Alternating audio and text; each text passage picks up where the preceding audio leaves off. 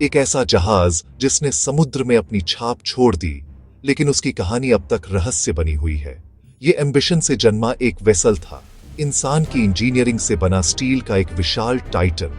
दुनिया ने इसे RMS टाइटैनिक कहा, द अनसिंकेबल। ये एक फ्लोटिंग पैलेस था, लग्जरी और टेक्नोलॉजी का मास्टरपीस। महोगनी पैनलिंग से लेकर टर्किश बाथ्स तक हर डिटेल बेमिसाल।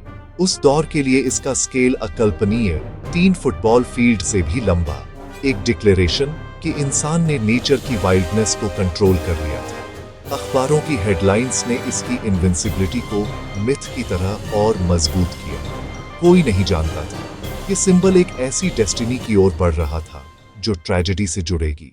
10 अप्रैल 1912 साउथम्पटन में हवा में एक अजीब सी एक्साइटमेंट थी। टाइटैनिक न्यूयॉर्क के लिए अपनी पहली यात्रा पर तैयार। हजारों विदा उम्मीदों के साथ जहाज पर चढ़ते कदम। First class, luxury, 7 course dinner और लाइव ऑर्केस्ट्रा।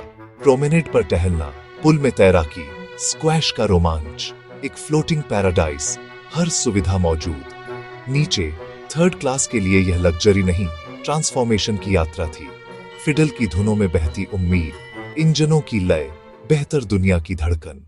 14 अप्रैल की रात, आसमान तारों से भरा, समुद्र काले शीशे सा शांत, ठंडी हवा, अनदेखे खतरों की फुसफुसाहट। चेतावनियों के बावजूद गति बनी रही, यकीन भी।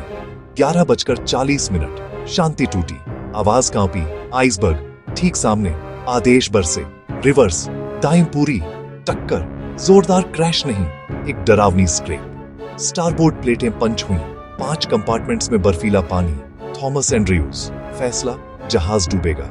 2 घंटे, शायद अनसिंकेबल। धीरे धीरे झुकता सच। किसी को झटका महसूस हुआ, कई अनजान रहे। लाइफ बोट्स, हड़बड़ी और हंगामा, रॉकेट्स, खाली आसमान में मदद की पुकार, ऑर्केस्ट्रा, अराजकता के बीच एक सुकून की कोशिश।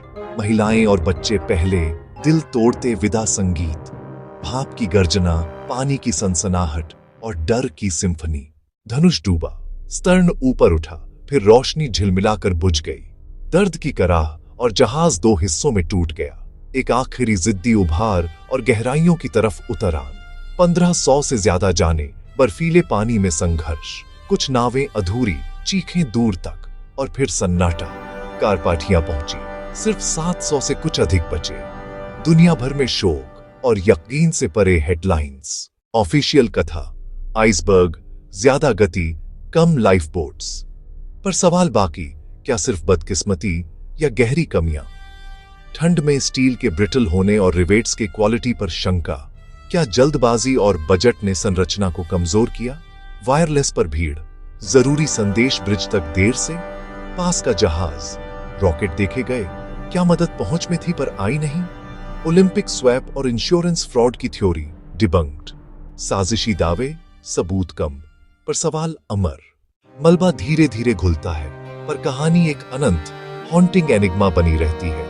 अगर आप ऐसे रहस्यमयी और सच्ची कहानियां देखना चाहते हैं तो याममिस्ट को अभी फॉलो करें।